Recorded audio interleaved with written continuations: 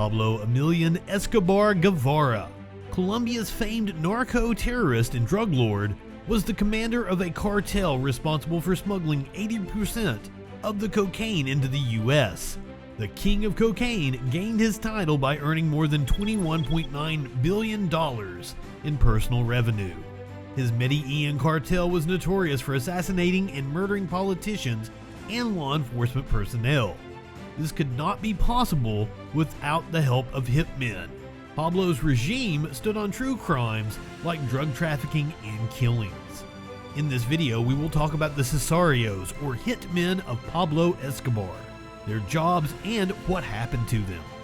According to President Gaviria, God created our land so that it was unjust to the rest of the globe.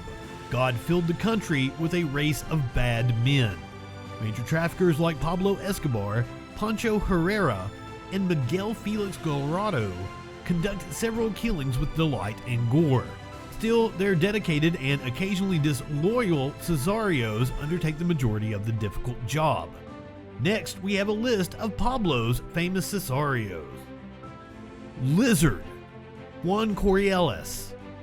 Juan Corrales, nicknamed Lizard, together with Blackie, Poison, and La Quica, is a high-ranking sicario at the onset of Colombian history. To bolster Escobar's reputation, he follows out several of Escobar's commands, including the murder of James Carrera's wife and distributing free money to Medellins underprivileged districts. Lizard is cunning, and he has eluded capture countless times. His criminal career ends when he is assassinated with poison during a CNP-DEA combined operation on a nightclub.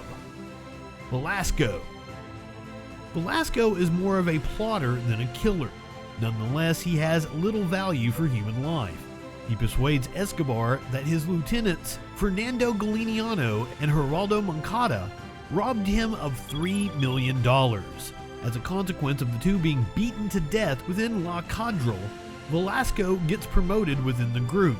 After performing a series of assassinations, Velasco is apprehended by the Los Pepes murder squad, who torture him to get him to give Escobar's location. Instead of leaking information on his employer, he exposes 3 Escobar accountants. Los Pepes murders him and hangs his body in the public spotlight, despite his limited assistance. El Lemon.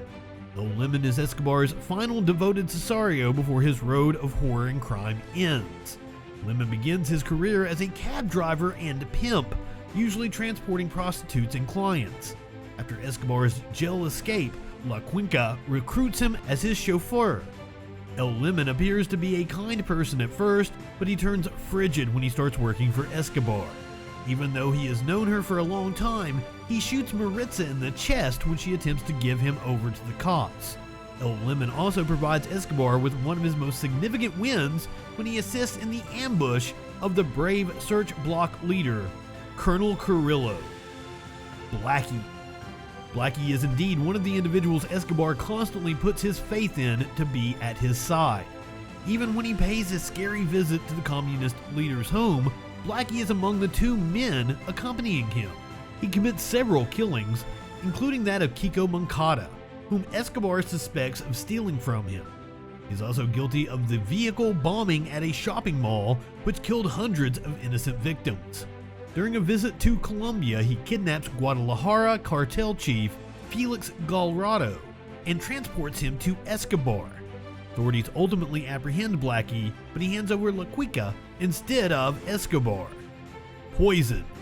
Poison's real name is Roberto Ramos, and he has no remorse. He also does not regard brotherhood. He openly informs Lizard that if Escobar ever commands him to murder him, he will not hesitate. When Pablo declares war on the government, Poison enables himself to be caught at a roadblock by police officers, only to jump out of the car and shoot them with a submachine gun. And when Escobar orders the murder of the Avianca Airlines bomber's wife and kid to stop them from identifying him with the crime, Poison is more than willing to kill the kid before Pena and Murphy attack them. Carrillo ultimately shoots Poison dead inside a nightclub thanks to a lead from Murphy. Papa. Papa's real name is John Huero Velasquez, Escobar's most dreaded assassin. While working for the legendary drug lord Pablo Escobar, he murdered 300 individuals and orchestrated the killings of at least 3,000 more. Velasquez, also known as Popeye, was the strategist behind Escobar's famed vehicle bombings during his drug cartel's struggle against competitors and the Colombian authorities. Velasquez was also responsible for the kidnapping of state's attorney Carlos Muero Harrios in January of 1988. He also abducted Bogota mayoral candidate Andres Pastrana, who survived the incident and became Colombia's 57th president, serving from 1998 until 2002.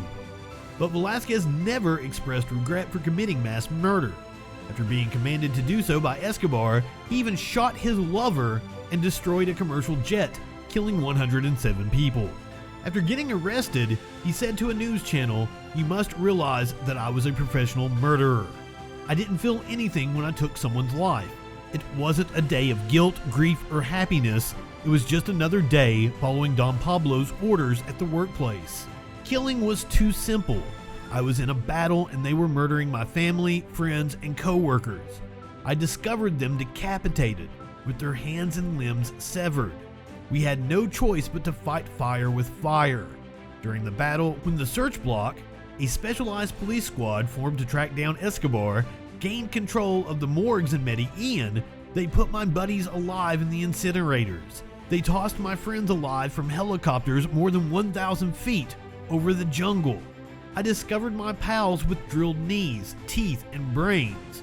So in those war conditions, we began to do the same, and more, because one needs that attitude to survive. It was simple to murder. It wasn't an issue because I had a job to accomplish." When Velasquez first encountered Escobar, he was 17 years old and had dropped out of the Colombian Police Academy. He characterized Escobar as a saint. He had this immense presence surrounding him, like an aura. He possessed fantastic attraction, but he was exaggeratingly plain.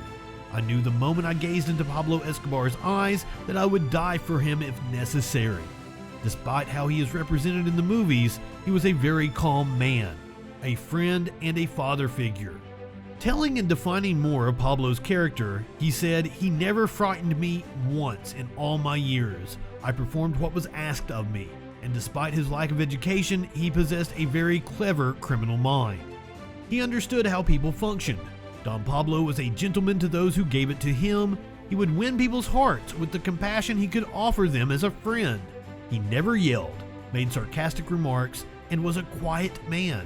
He talked carefully and respectfully, looking everyone in the eyes when he spoke to them." Velasquez's first target was a bus driver who had driven away as an older woman stepped off, causing her to fall and die. Her son sought Escobar for permission to assassinate the driver, since no one could be murdered in the Colombian city without his approval.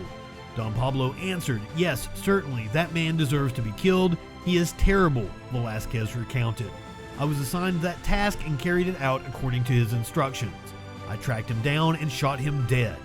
I didn't feel anything." When Escobar was condemned to 5 years in prison, Velasquez accompanied him. Escobar continued his cocaine operation despite his alleged arrest, earning $4 billion per year while sanctioning kill after kill.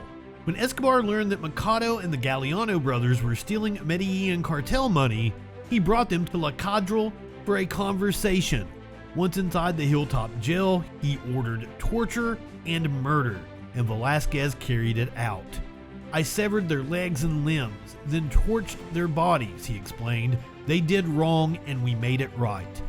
The Hitman, Escobar's most feared assassin, was sentenced to 22 years in prison for attempting the killing of a former Colombian presidential contender.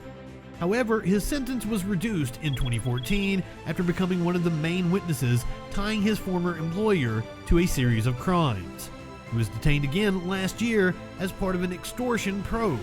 But in the end, the sicario known as Popeye died naturally, dying of stomach cancer in Bogota Hospital. What do you think of Escobar's sicarios? Tell us in the comment section below. If you enjoyed this video, make sure to like it and hit the subscribe button before you go. Thanks for watching.